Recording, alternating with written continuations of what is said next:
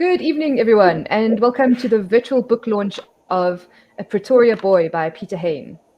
My name is Jennifer Malik. I'm the editor of the reading list, and we're hosting this event tonight along with Jonathan Ball Publishers. A Pretoria Boy is a highly readable, dramatic story of a colourful South African journey in politics lasting over 50 years, from anti-apartheid protester to Right Honourable Lord, from Pretoria childhood to senior British cabinet minister. And in conversation with Peter about the book tonight are former UDF activist and company director Zohra Ebrahim and ANC stalwart Mavuso Msimang. Please leave your questions about the book or any questions that occur to you about the discussion or any questions you have for Peter, Zohra, or Mavuso in the comments wherever you're watching this video on YouTube or on Facebook. And if we have any comments, we'll have time to answer some of those during the Q&A at the end of the session. So leave those questions as the talk is happening, and we will return to them towards the end of the talk. Without further ado, let me hand over to Zohra to take over the conversation and enjoy the launch. Thank you very much, Jennifer. Welcome everybody who's joined and watching in. And welcome, of course, to Peter, as well as Mavuso. Peter, we're looking at this book, 50 years of ceaseless activity from A Pretoria Boy. One of the things that amazes me is that it's not your first book, and you've managed to, in this busy life, manage to do 22 books.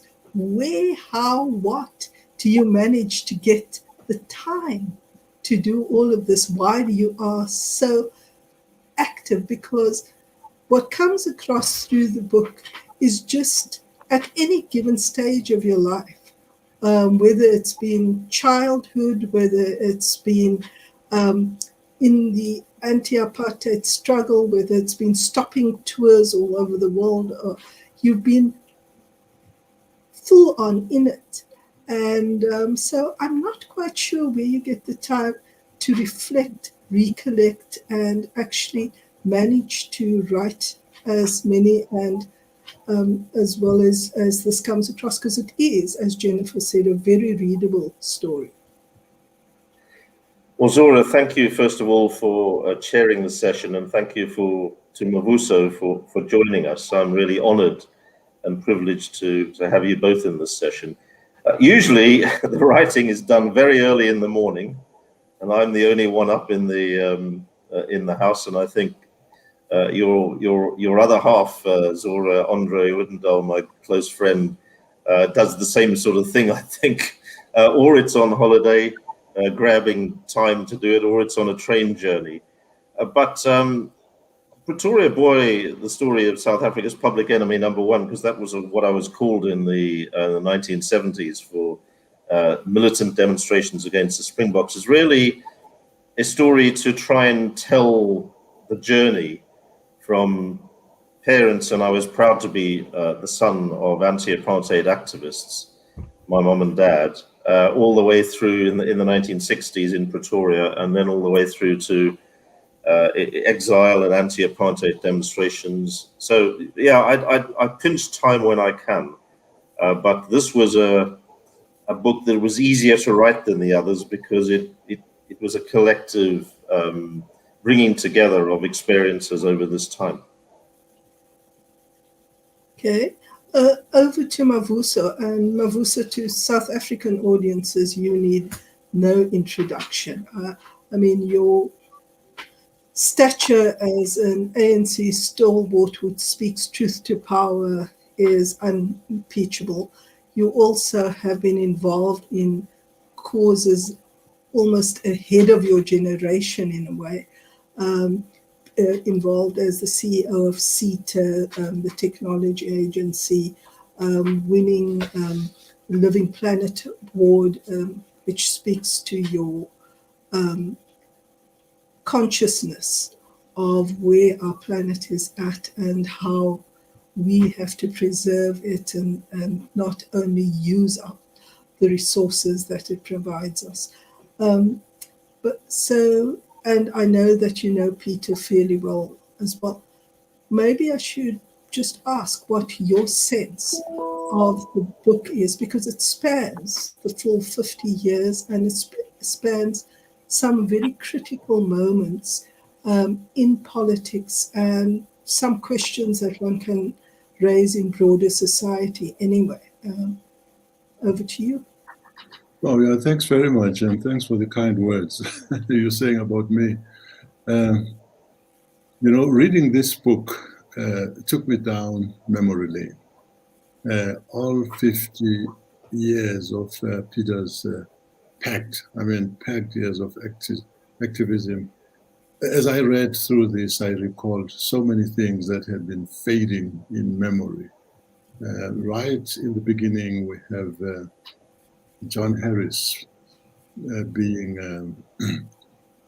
hanged.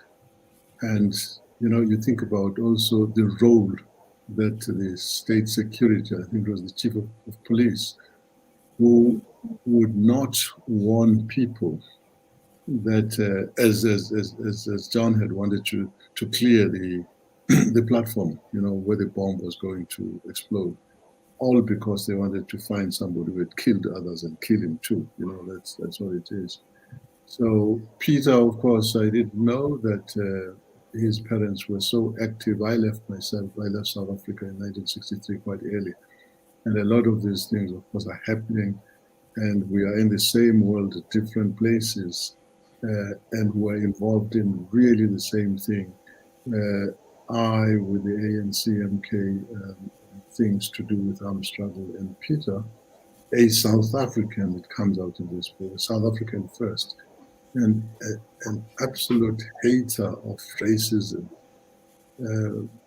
So you read about their departure, the Riberos, Dr. and Mrs., who were subsequently killed by these people. So it's a story of people who betrayed, and we know these names, and reading this book brings them back. Adrian Leftwich, so it really was going down memory lanes, not always pleasant memories, but it just said to me, you could write a book about most of those things that are covered in this book. And it gets to the United Kingdom, and it's clear that this South African is going to use any stage that he can find to fight the apartheid regime. Whoever says anything about Peter, if there's one thing that he hates racism, and his whole life was about carrying out anti-racist activities and picking on sport, the favorite sport of Pretoria, say the Afrikaners and South Africans in general, Balkans, was rugby, and it was just absolutely amazing. So you have this person who uses, who leaves South Africa, banned virtually, has to go to exile, uses the platform in the UK to prosecute the struggle against South African racism, meets up with the anti-apartheid movement, all of that. It just brought back all those things that I'd forgotten about, or that were receding into memory. Yeah. And the role that your parents play in shaping that and shaping your values of non-racialism are very clear in the way that they relate to people. Also, the fact that your mother is undoubtedly, and I had the privilege of meeting her and her first day back in South Africa. As you all know, she spent with Andre and I. But one of the things that comes across is just how activist orientated, particularly your mother is, while at the same time keeping administration and keeping track of all the loose ends at the same time. And I think that activism in a woman of her generation to go beyond, to sometimes be the lone voice in the dark or the lone presence in the dark. And it must have been an amazing example, as well as the conviction that your father had, that he would rather lose his job than step away from his own value system, or also not support people that were in need, who he actually had, he felt strongly about them. So I think those value systems permeate even through the activism, because it's not, I think it's not just a cause for a cause's sake, it's a values laden and values driven cause in every single case, whether it's your parents or any of the areas that you end up getting involved in and pushing through against great odds.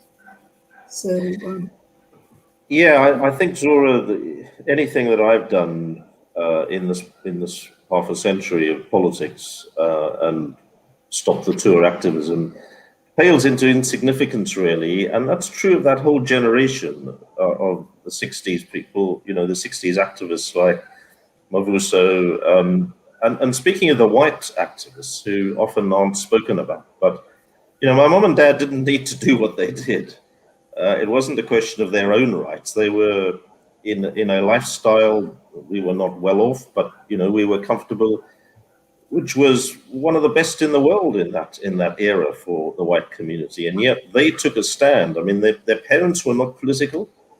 There was no history of anti-apartheid activism or radical activism in either of their parental histories. And I've always been very proud of them, and I still am. But it's quite, I think the question, I remember in Long Walk to Freedom reading that Nelson Mandela, when he had encountered at Wits University in the 50s or late 40s, 1940s or early 50s, white activists in the Communist Party of South Africa and other anti-apartheid activists, and thinking to himself, you know, I'm doing this because it's my freedom. They're doing it because they believe in the struggle. And they sacrificed an awful lot, as you said, Zohra. My dad lost his job. We had to come into exile as a result. And I think back, you know, they had 4 children, of which I was the eldest. We were very proud of them. We never complained. We didn't, when they were put in jail when I was 11 and my brother and 2 sisters were younger, we didn't kind of blame them. We just went along with it because somehow they set an example of good parenting, but also of strong commitment, as you said, to values and a sense of duty about what they needed to do, and just got drawn more and more into the struggle. So they were arrested, they were in jail, they were issued with banning orders. They were the first married couple to be banned. My mom was banned, and you were right, Zohra. My mom was the Adelaide Hain was the chief activist of the two. My dad was mostly at work as an architect. My mom was not only doing most of the looking after the children, but was charging around Pretoria, the citadel of apartheid. And in the 60s, they were the 2 most notorious activists in Pretoria because the ANC had been banned, PAC been banned, Congress of Democrats banned. So they were right in the storm, and yet they just stood strong. And as I said, my mom was banned in 1963. One of the clauses in a banning order is you cannot communicate with another banned person. There were loads of clauses. So when they banned my dad a year later, this presented the government with a dilemma. They had an embarrassment. They had to give them special permission to talk to one other banned person in the world, namely each other. And I love the way when there are these famous or notorious parties, depending on which side of the political divide you're on, your mom has to be in the kitchen and with one other person at any given time. It's just like some bit of comic relief. Those are the diplomatic parties. We had all the ambassadors of the world from the United States and France in our living room. And my mom, because she couldn't meet more than one person at a time under the terms of a banning order, so I was deputed to bring the American ambassador, then the German ambassador, then the British ambassador through one by one to meet her sitting in the kitchen. Because if she'd stepped into the living room where everybody was having a good time, she would have been arrested for breaking the terms of a banning order. Mavuso, other issues that struck you in the book, because there's so many things. what were the key things for you? Sorry, is that me? I just wanted Yes. to say about Peter's family, the parents, and himself, is that the struggle can never be owned by one set of people. The fact that his parents were banned like that meant something that was socially just so difficult because of their commitment to the struggle. Yet they had a very strong principle against violence. They understood when people in the ANC, Oliver Tambo, Mandela, explained why the ANC had no other option but to resort to violence. But here, where people like Gandhi, I hear things now about Gandhi, but here are people who are resolved, with a resolve that irritates, that frustrates the enemy to the point that they make their life unlivable. You know, the Liberal Party too, it has to be said, was subjected to lots of bannings. So when we do talk about people who contributed to the liberation of South Africa today, sometimes people think it's those who took up arms and others who were on the left. There were very many people who took this country, who were patriotic about this country, and made the maximum sacrifice they could make to get us to where we are. It's just a point of difference about tactics on how to get there, but all positions to be respected. And I think just in moving through the book, I mean, obviously the story of John Harris is incredibly poignant and sad, and also taking his commitment to, I suppose, the ultimate sacrifice. And Mavuso, at the start, you spoke about how it could have been stopped by the state, and they chose not to, and yet then persecuted anybody who they could find associated with it. And of course, John paid the ultimate price. So I think that just from my perspective, I mean, knowing that history, just saying that the way one sells the story, the way power sells a story, and the narratives of power always have to be examined, because the state sold that as, and of course, it was awful that someone actually died eventually from the blast. But at the same time, to place that all on John's head literally was very disingenuous, because there was the opportunity, if lives meant that much, for that state to have intervened. But the political messaging of getting a white activist, like being a false pariah, if you like, was more important to them than actually saving lives in that station. That comes across in the story. So for me, it's the issue about what it teaches us in how we look at issues, not to necessarily take things always at face value, but to examine the different interests and the power plays that are being made. And again, not to speak about rainbow nationism in the most sort of romantic way, but to recognize that we do coexist, and that very often our lives the way our lives touch means that, and your stories, both of yours, Mavuso and Peter, show that you've been very much supportive of non-racialism throughout, because people do share space, and your parents' example certainly again brings that home very, very much. And and everything that you've done thereafter, Peter. And don't underrate your own contributions, or you know, in the UDF and so on, which was an important one. I think, look, you know, one of the points looking back on all this period is people now take, I don't know whether you feel this, or Mavuso, but people take it for granted now that that Nelson Mandela and Walter Sisulu and Ahmed Kathrada and Govan Mbeki and all those amazing leaders walked to freedom from prison, and then, you know, suddenly they were in power. But people forget how hard the anti-apartheid struggle was, how bitter it was.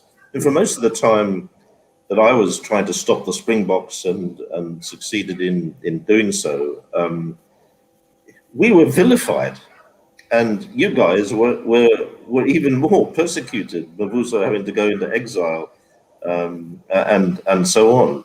And people just take for granted the anti-apartheid struggle triumph, but it was a really, really hard fight. We were in a small minority in Britain, in France, in New Zealand, in Australia, especially on the sports struggle, which was a kind of real, almost a civil war in terms of a firefight to actually win the isolation of white South Africa from international sport. And the same with the arms embargo and the economic sanctions and so on. It was a really hard fight, and everybody wanted to stand alongside Nelson Mandela and people like you both. But after the struggle was succeeded, but you know, it was tough. Yeah, Mavuso. Did you want me to respond to that? Yes. You know, in the end, the freedom of South Africa was realized at national level as well as at international level. It would be very difficult to diminish the contribution that was made by either of these. Internally, Zohra, you know this, we were in the belly of the beast, and so we need to respect that. But extremely limited because the apartheid state, you know, all its oppressive machinery was all around. The leaders that we are talking about, Sisulu, Mandela, and many others, by the way, were in prison, so completely unable to do anything, much as they sacrificed and were willing to pay the supreme sacrifice for this. So the role of the international community was amazing.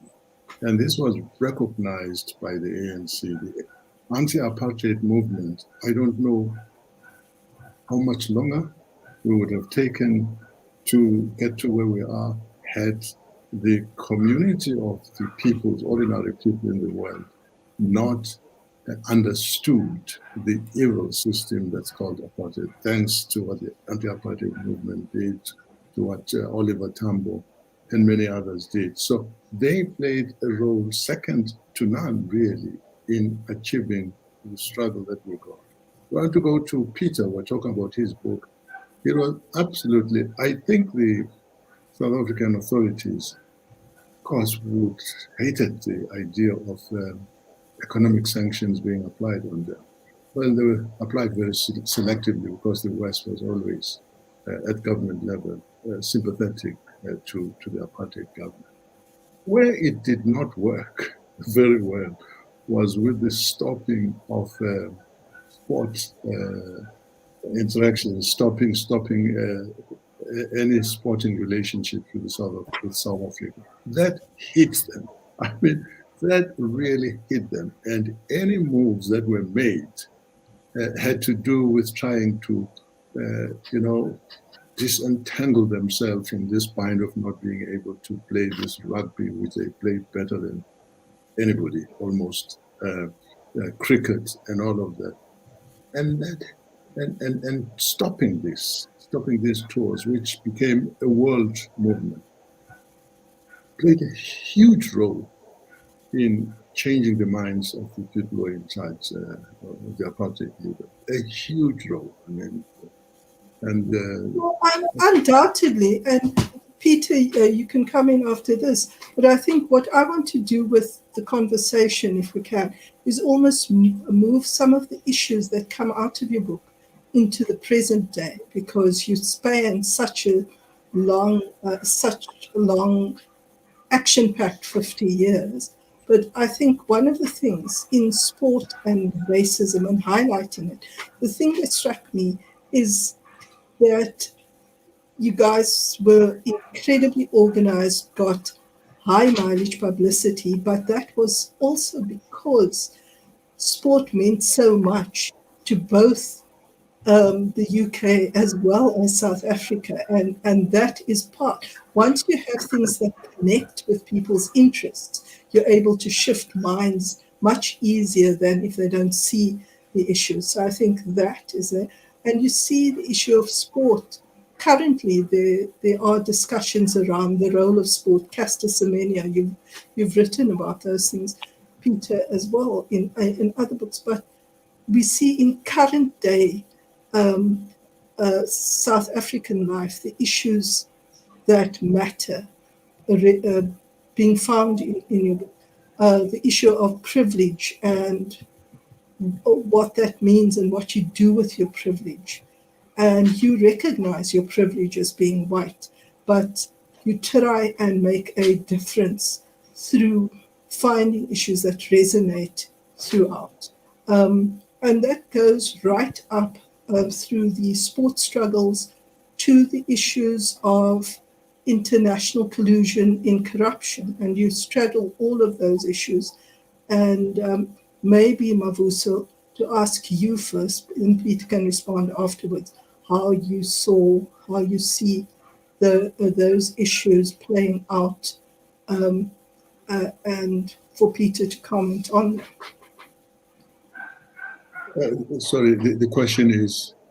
The question is, there are a number of issues that Peter speaks about historically, whether it's the sports struggle, and we currently still have sports struggles of inequity in sport, and we see it whether it is with trying to put a definition on someone of what a woman is, to the issue of racism and access and privilege and in organized sport and so on. So those issues are happening.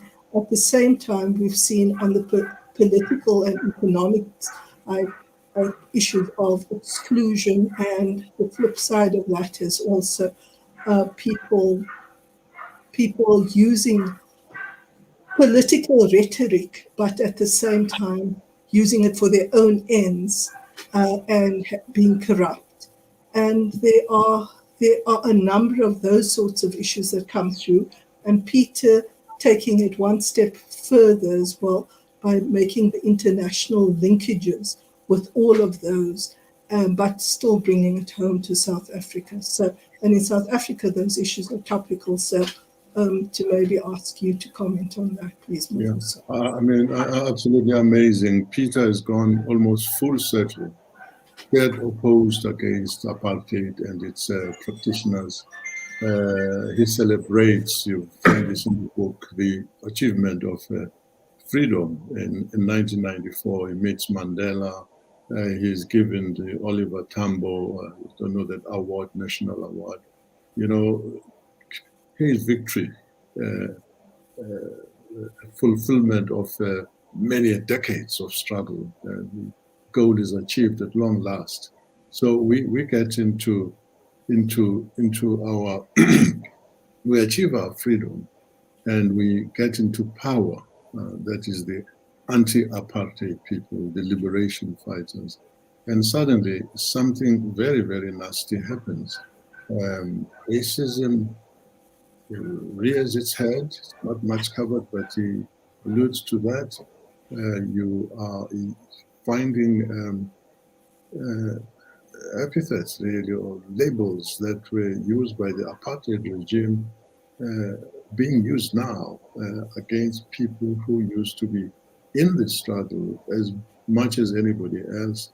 So there are things that are developing that are not quite what you guys had achieved in the UDF and the mass democratic movement.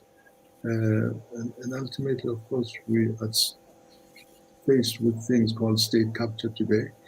That was introduced into our lexicon with the arrival of the Gupta brothers, who managed to make, I mean, they hit a squall when they made friends with then President Jacob Zuma, because state capture, as it is defined, is that it's not just pilferage, it's not just thieving.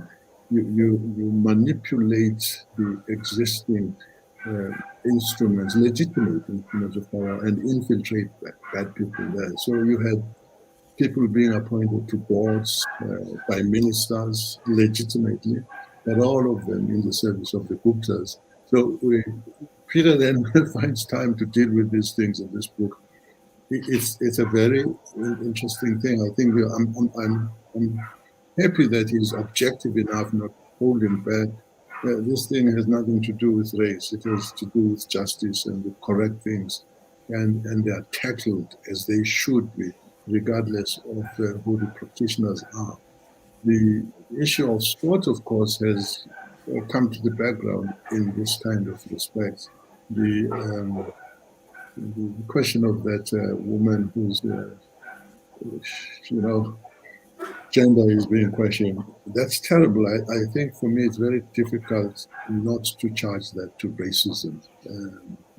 People asking for crazy tests for somebody who finds that, who declares herself a woman because she can outrun everybody else. They really go out of their way to find very shameful obstacles to stop a person and to make a shameful issue of somebody's gender.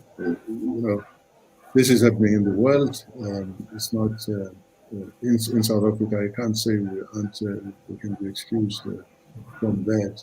But it's the complexity of what is being covered here, from a quest for liberation, achieving it, getting into governance, and then tipping over and doing exactly what you fought against. You're not really fighting against white people, you're fighting against inequities, the injustices, and so on. And it's a very difficult thing. It must have been for Peter to have to document this in the sense that these were people who were part of the struggle, and suddenly, really, is it them involved in these kinds of things? My little theory about this is that perhaps the people who fought before, we were confronted with the insult of being demeaned as not proper human beings, stubborn and what have you. I think you fight harder facing that challenge when you're demeaned to that extent. You have no option but to stand up and fight.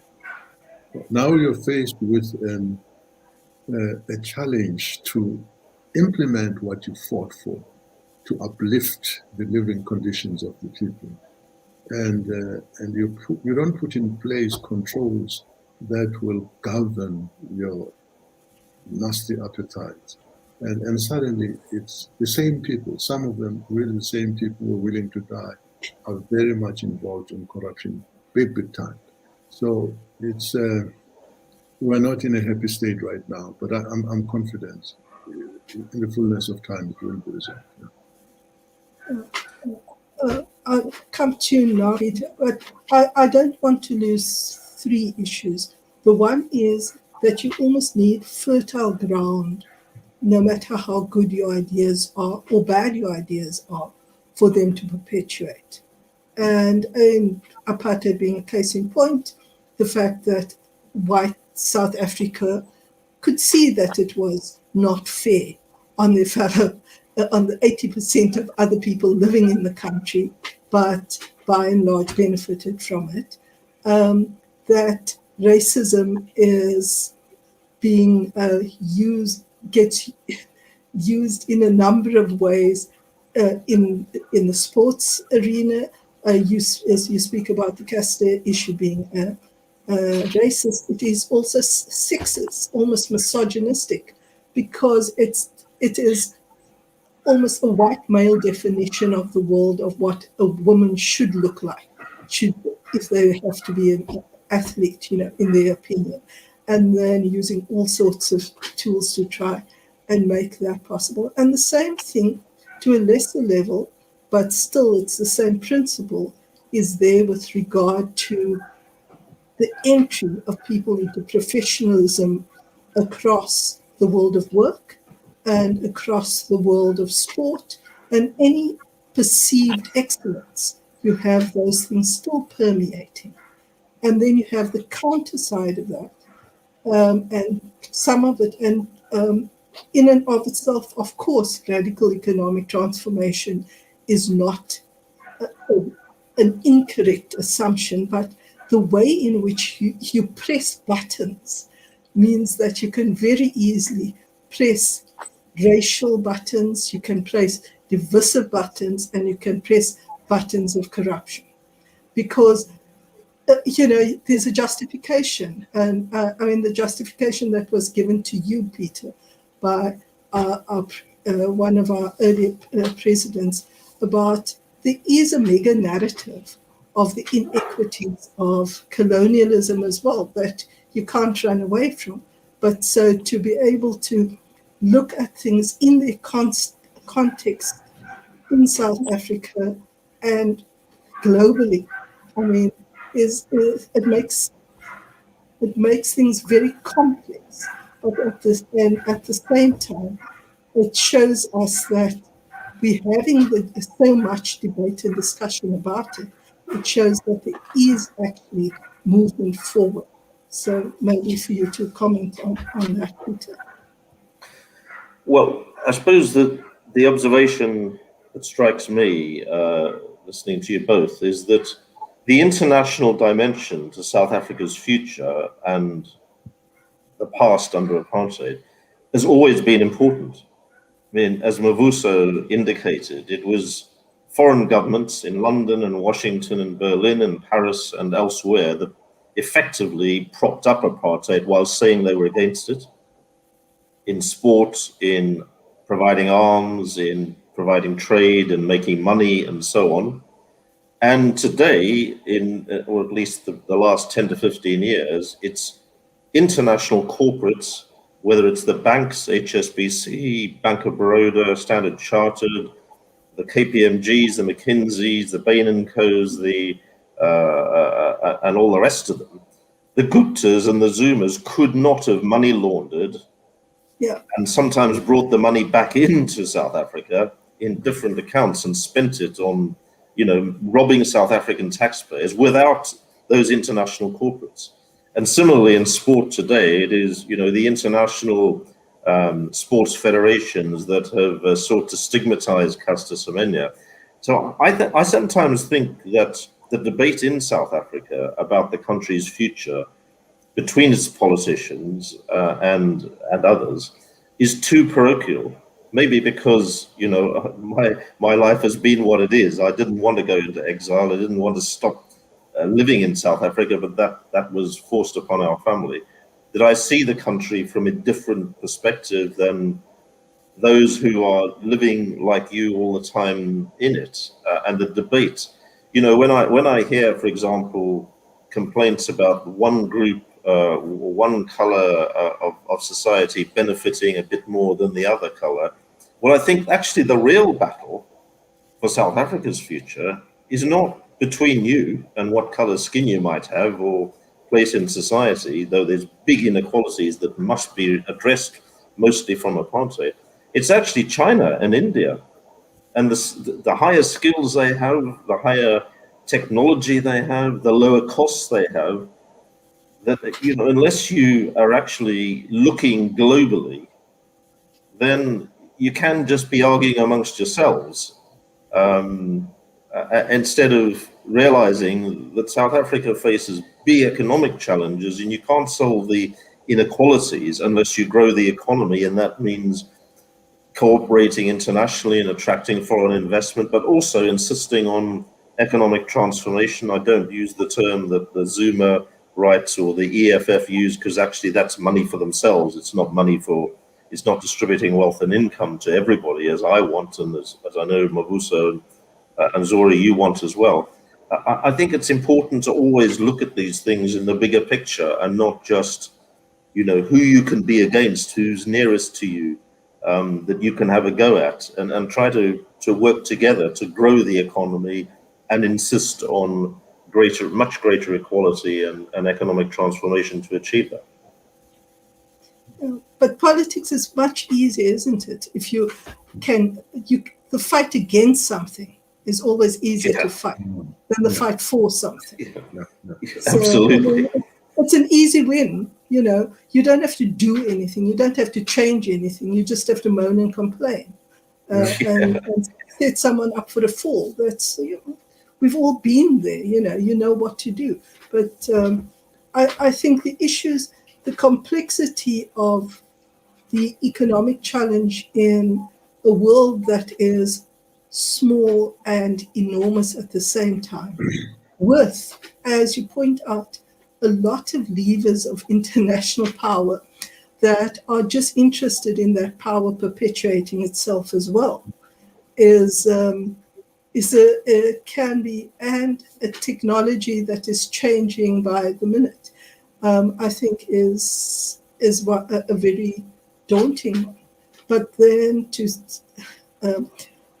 say that when we do have positions of power and issues like corruption come up from within the ranks of people that should be looking out for the poorest of the poor, that have got that they're being paid as politicians, or they're being paid as people, sort of executives in state agencies and so on, to actually create good.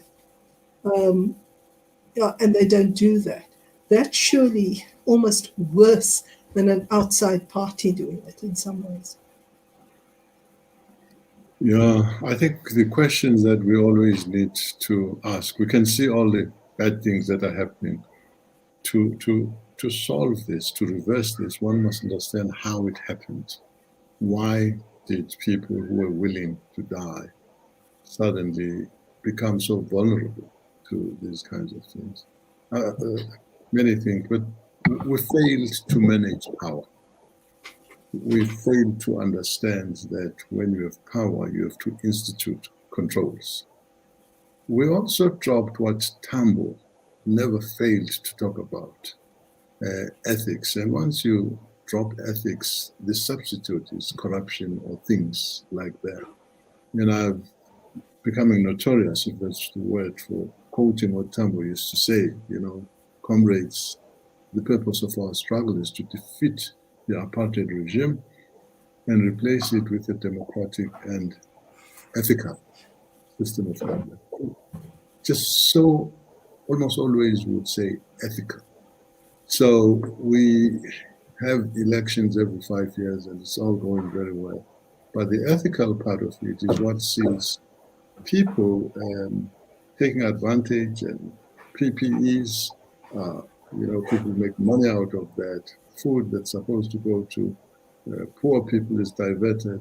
Just all sorts of things are taking place because, and also there was a time when you took the leadership to be really a group of equals, with perhaps the president, the leader, as the first among equals.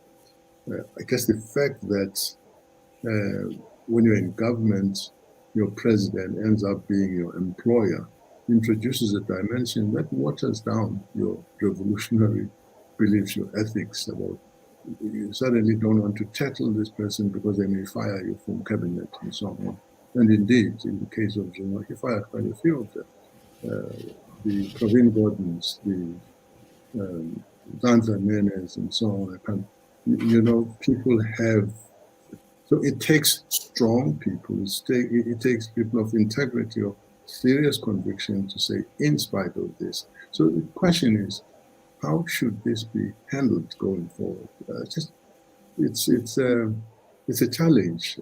First, you must get people who have good courage of their convictions, but also you could temper the power of the people who happened to be on top. I was doing an article on Zondo here and saying, if the president didn't have the power, any president, even a very good one, to appoint so many people in the criminal justice system and so on, if that process of appointments was managed differently, maybe the president had the last word to endorse a process that was transparent and carried out by professional people in selecting people, you would not have had this, but we could still contain this. And so I think there are lots of things as we find ourselves in this position now. We really have to find out how we get out of it. Exhortations about let's be moral and so on. I guess you have to still say that, but ultimately must challenge this power that really should not be, that needs to be controlled. And Peter, I think if you could come in on this as well, but also you speak about South Africa being somewhat inward-looking in terms of its politics, or in terms of its priorities, not its politics, in terms of its priorities, and maybe missing some of the challenges there. I think if you could speak to that, but also to speak to the culture of, some of the organizations that you've spoken about.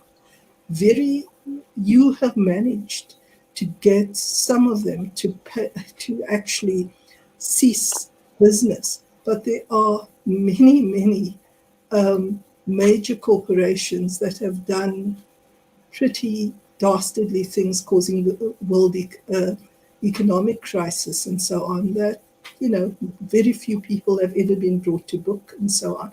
So there's, on the one hand, there are some wins. On the other hand, some people do seem to get away with it. And you live in this world where there's these, there isn't only good and bad. There's all this complexity in it.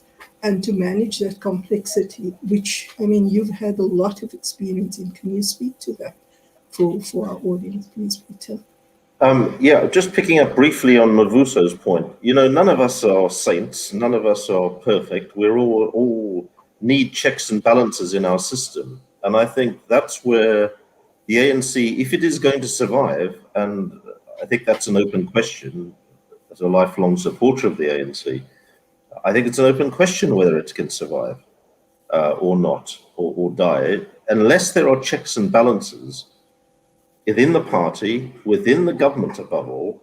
Then things go wrong. There's been corruption in British politics as well, not on the scale of the Zuptas, but there has been in many other countries. South Africa is not unique in this respect.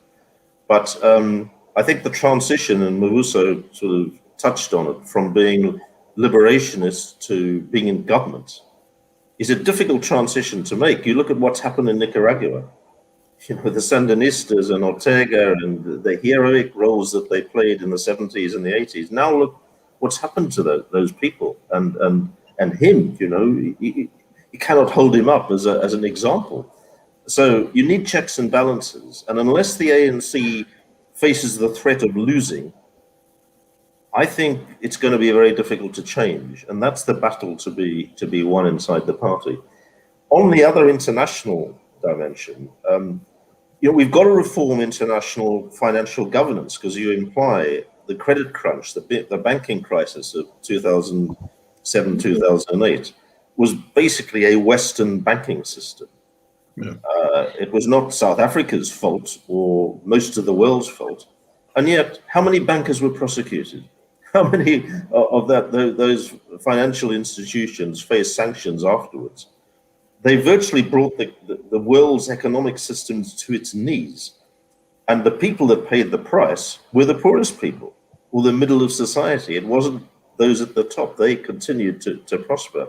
And similarly with state capture and international money laundering, this is a point I make in the book, until you get the governments of the world, let's take, for example, London and Washington and Delhi, by the way, because the Guptas mainly spend their time in Delhi, also a bit in Dubai.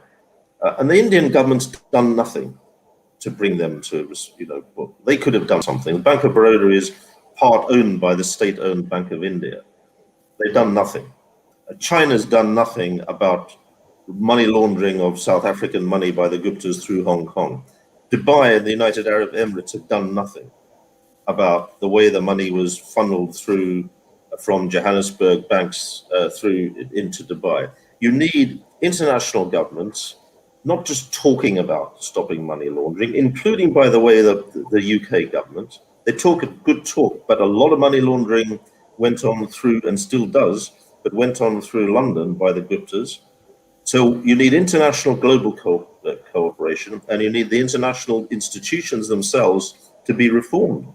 You know, the Guptas were only able to smuggle this money out of South Africa through the digital pipelines of HSBC and Bank of Baroda and Standard Chartered, because they had the help of lawyers setting up shell companies, front companies, didn't really exist, but went into accounts. The banks opened these accounts.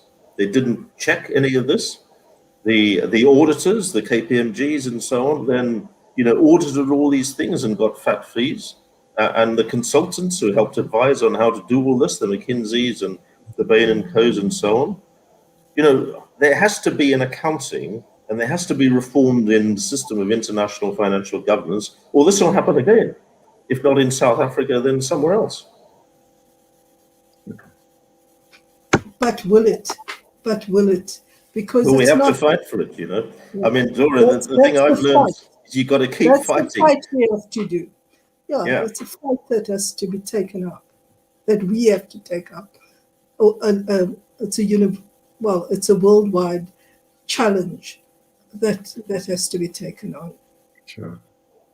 I mean, many of the things we thought we'd achieved, you know, in greater equality and social justice have been rolled back over recent times. You know, Brexit, Trump, Putin, Xi, Erdogan, Bolsonaro, all these so-called big men of global politics. They're rolling back a lot of the progress that we had won through generations of struggle by trade unionists and progressive political action. So you've got to keep fighting, otherwise, you know, you can't keep pushing forward in a progressive way. Well, you know, in very many ways also, we must accept the blame. It was Churchill who said, history is written by the victors. Nasty connotations to that. But, you know, we haven't told our people, the younger generations, what apartheid was all about, what happened to bring about its change.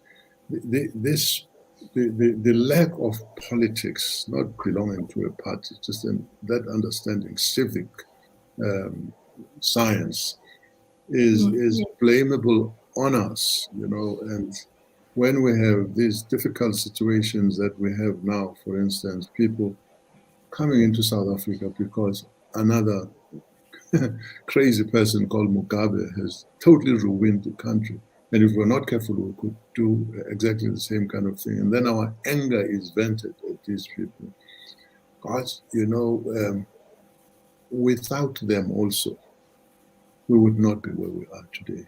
So we do need to take an educated view of how to solve the problems of fallen economies. I don't know what role we might have played to stop Zimbabwe from falling the way it did. I do believe that we could have played a role there. Foster and the other people, by no means my favorite human beings, leaned on Ian Smith for selfish reasons and made sure that they nudged him to talk to the freedom fighters. They thought that would prevent, of course, us coming all the way into South Africa. I think an Ian Smith or Mugabe was doing wrong things, ought also to have been leaned on by South Africa, using its good officers strong and stop them and not encourage the kind of corruption that was taking place in electoral things. So these things are interwoven, in my opinion. They are very interrelated, and we end up fighting among ourselves when the big problem. The problem is really what Peter is pointing out, that in international capital, these multinational companies, accounting companies, and so audit companies, are the people that we should be more worried about than Zimbabweans coming to look for jobs in South Africa. Yeah, and also, Mavuso, to your point, history is written by the victims, but it's lived by the people, by everybody.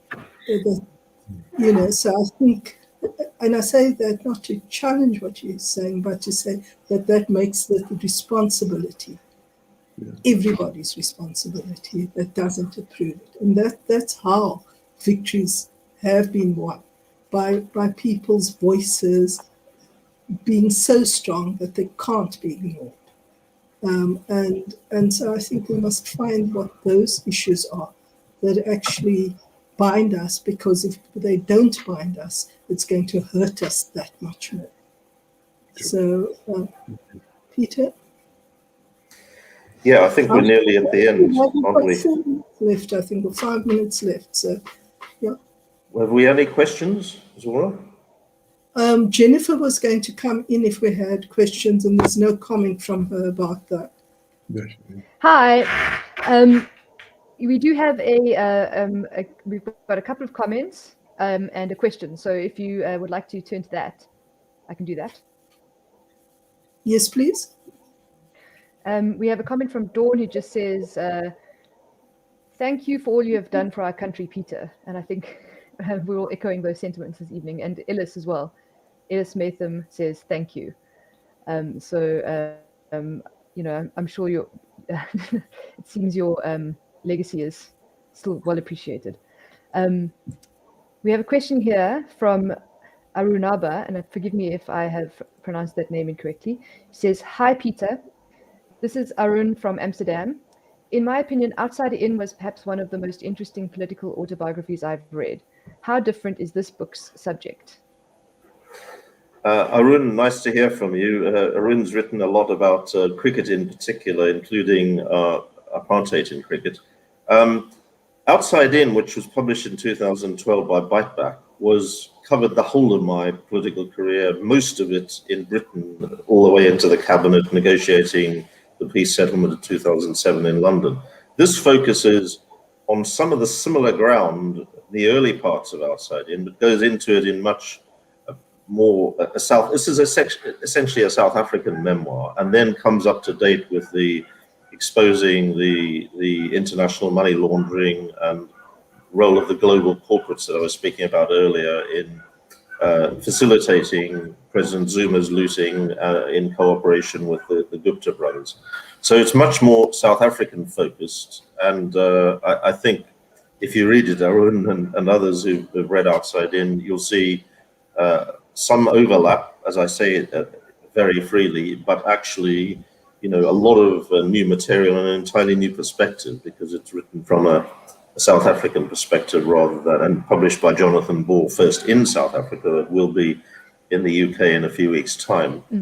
That's, I think, the main difference. Did you make any changes for the for the UK edition?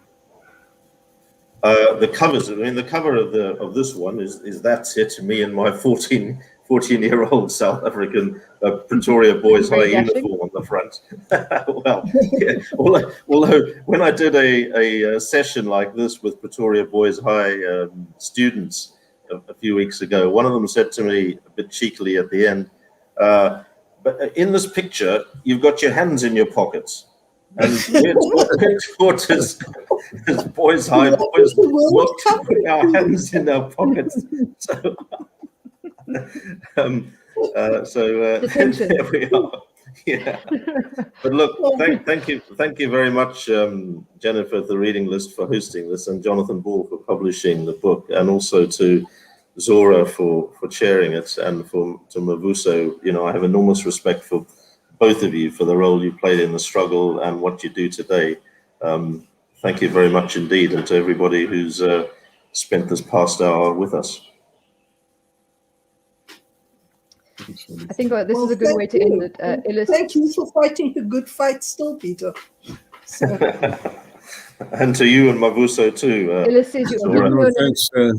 Thanks for the platform. Thanks for allowing us to share our thinking on this. It's an important platform. A book written by yourself on South Africa, really enemy number one in the past. Then you come back now, and I think, I mean, I've not been terribly great at reading books. I couldn't quite put this one down. Jennifer, I got it 3 weeks ago, and I was done with it in spite of the many things that I'm doing. It's really, really, really worth reading. It's not just down memory lane for me. I think for younger people too, to know what happened some 50 years ago, it's riveting. And some stunts. There are things that are really amazing. I can't get over the ANC flag being put in the hoisted in a hotel where the Springboks were staying in London. Yes, in 1969. Yeah. But thank you very much for it. Thank you very much. And ending on youth is an important thing. Thank you, Mavuso, because I think what you show is what young people can do, and how people can work together as well. So it doesn't have to be either or in this book. And I think there are lots of things one can take out of the book. Thanks, Zohra. Thanks. Nice video. Thanks for everything. And, see you, everybody. For someone who's Is there still a question? Or were those all the questions, Jim? There were no other questions. I just wanted to thank Jonathan Ball again for helping us put this launch together. I wanted to thank Peter for a stylishly written book, which is always a pleasure. And I wanted to thank Zohra and Mavuso for bringing some interesting questions and comments, and for all of you for this wide-ranging and I think acutely interesting conversation. And if you haven't got yourself a copy of A Pretoria Boy yet, it's available in all good bookshops and online. So you can jump online and get yourself a copy right now from your favorite online retailer, or you can go out first thing tomorrow and buy yourself a copy from your local independent bookstore or your local chain bookstore.